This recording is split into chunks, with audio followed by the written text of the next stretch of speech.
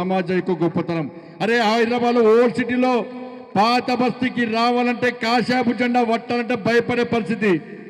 అటువంటి పరిస్థితుల్లో ఇవాళ భాగ్యలక్ష్మి గుడి దగ్గరనే ఎవ్వరికి భయపడకుండా ఎవరి అనుమతి లేకుండా ఇది ఎవ్వని జాగిరి కాదు, ఈ పాత బస్తీ హిందువుల జాగిరి, ఈ భాగ్యనగర్ హిందువుల అడ్డా అని చెప్పి ఇవాళ భాగ్యలక్ష్మి అమ్మవారి పాదాల ముందు జై శ్రీరామ్ అని గర్జించిన సమాజం నా హిందూ సమాజం.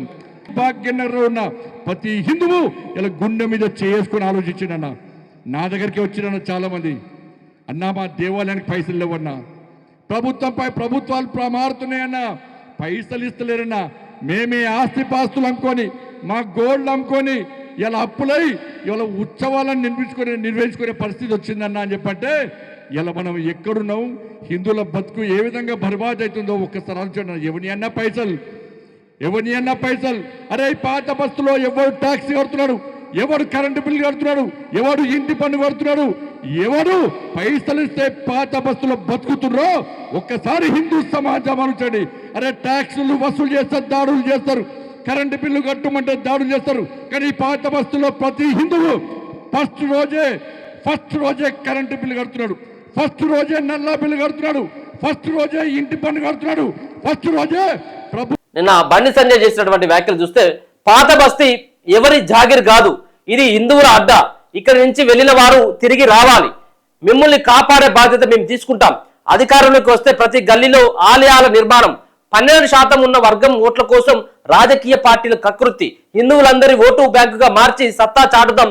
కేంద్ర హోంశాఖ సహాయ మంత్రి బండి సంజయ్ చేసినటువంటి వ్యాఖ్యలు పాత బస్తీ ఎవరి జాగిర్ కాదు, పాత బస్తీ ఎవరి జాగిర్ కాదని కేంద్ర హోంశాఖ సహాయ మంత్రి బండి సంజయ్ అన్నారు. భాగ్యనగరం హిందువుల అడ్డా అని చెప్పుకొచ్చారు. బోనాల సందర్భంగా ఆదివారం భాగ్యలక్ష్మి అమ్మవారిని లాల్ దర్వాజా సింహవాహిని అమ్మవారిని దర్శించుకున్నారు. అనంతరం మీడియాతో మాట్లాడుతూ టెర్రరిస్టుల బాంబు పేలుళ్లు, జిహాదీ గ్యాంగులకు భయపడి పాత బస్తీ నుంచి వెళ్లిపోయిన హిందువులంతా తిరిగి రావాలని పిలుపునిచ్చారు. వారిని కాపాడుకునే బాధ్యత తాము తీసుకుంటామన్నారు. భాగ్యలక్ష్మి అమ్మవారి శక్తిని ప్రపంచానికి చూపించామన్నారు. ఏ రాజకీయ నాయకుడు సెలబ్రిటీ వచ్చినా పాత బస్తీలోని అమ్మవారిని దర్శించుకోవడం ఆనవాయితీగా మారిందన్నారు. 12% ఉన్న వర్గం ఓట్ల కోసం పార్టీల కకృతి. ప్రస్తుతం అన్ని రాజకీయ పార్టీలు ఒక వర్గం కోసం ప్రయత్నం చేస్తున్నాయని బండి సంజయ్ ఆరోపించారు. 12% ఉన్న వర్గం ఓట్ల కోసం కకృతి పడుతున్నారని విమర్శించారు. 80% ఉన్న హిందువులు ఓటు బ్యాంకుగా మారారని, గంపగుత్తగా ఓట్లు వేయరనే ఆలోచన పార్టీలో ఉన్నదన్నారు. హిందువులందరి ఓటు బ్యాంకుగా మార్చి సత్తా చాటుదామని చెప్పేసి స్పష్టం చేసిండ్రు. పాత బస్తీలో ప్రతి గల్లీలో ఆలయాల నిర్మాణం చేపడతామని నిన్న బండి సంజయ్ చెప్పినటువంటి అది కూడా కనబడతా ఉన్నది.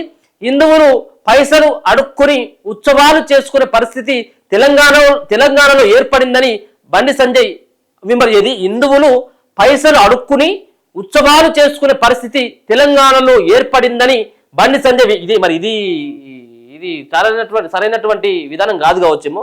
సో దీనిపైన కూడా కొంత వివాదం నడుస్తూ ఉన్నది. హిందువులు పైసలు అడుక్కొని ఉత్సవాలు చేసుకునే పరిస్థితి తెలంగాణలో ఏర్పడిందని బండి సంజయ్ విమర్శించారు. ఆస్తులు అమ్ముకొని ఉత్సవాలు చేసుకుంటున్నామని ఆవేదన వ్యక్తం చేశారు. పాత బస్తీలో కొందరు కరెంటు బిల్లులు, ట్యాక్సులు కట్టమంటే దాడులు చేస్తున్నారని ఫైర్ అయ్యారు. కానీ ప్రతి హిందువు తప్పనిసరిగా కరెంటు బిల్లులతో పాటు ప్రభుత్వానికి చెల్లించాల్సిన ట్యాక్సులు కడుతున్నారని స్పష్టం చేశారు. ఇలా అన్ని పన్నులు కట్టి ఉత్సవాల కోసం ప్రభుత్వాన్ని నిధులు అడుక్కోవాల్సిన పరిస్థితి ఏర్పడిందని ఆవేదన వ్యక్తం చేశారు. రెండు పార్టీల నాయకులు మాకు హారతి ఇవ్వడం లేదని, ప్రోటోకాల్ కోసం కొట్లాడుతున్నాయని విమర్శించారు. ఏ ఆలయానికి వెళ్ళినా ఇదే పరిస్థితి నెలకొందన్నారు. కానీ తాము ప్రోటోకాల్ కోసం కొట్లాడబోమని స్పష్టం చేశారు. రాష్ట్రంలో బీజేపీ అధికారంలోకి వస్తే పాత బస్తీలోని ప్రతి ఆలయానికి ప్రత్యేక నిధులు ఇస్తామన్నారు. ప్రతి గల్లీలో దేవాలయాలను నిర్మిస్తామని స్పష్టం చేశారు. పాత బస్తీలో ప్రతి ఒక్క గల్లీకి హిందూ దేవాలయాలను కట్టిస్తాం అధికారంలోకి వచ్చిన తర్వాత అన్నటువంటి ఆ వ్యాఖ్యలు చేసిండు. అక్కడ ఉన్నటువంటి ముస్లింలను పరోక్షంగా ఉద్దేశిస్తూ కరెంటు బిల్లుల కోసం, ట్యాక్సుల కోసం వెళ్తే అధికారుల పైన తిరగబడతా ఉన్నారు, కట్టకుండా వాళ్ళు ఎగ్గొడతా ఉన్నారు. కానీ హిందువులు మాత్రం అన్ని ట్యాక్సులు కడతా ఉన్నారు. మళ్ళీ లాస్ట్కి పైసలు అడుక్కొని ఉత్సవాలు జరుపుకున్నటువంటి ఆ పరిస్థితులకు వచ్చినాం.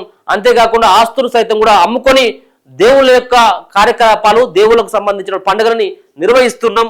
12% ఉన్నటువంటి ఒక వర్గం కోసం ఇక్కడ ఉన్నటువంటి రెండు పార్టీలు ఆ కకృతిలో పడి కొట్లాడుకుంటున్నాయి అన్నటువంటి కొన్ని విమర్శలు అయితే నిన్న బండి సంజయ్ చేస్తూ పాత బస్తీ ఎవరి జాగీర్ కాదు, ఇది హిందువుల జాగీర్ అంటూ నిన్న ఆయనే ఆ వ్యాఖ్యలు చేయడం జరిగింది.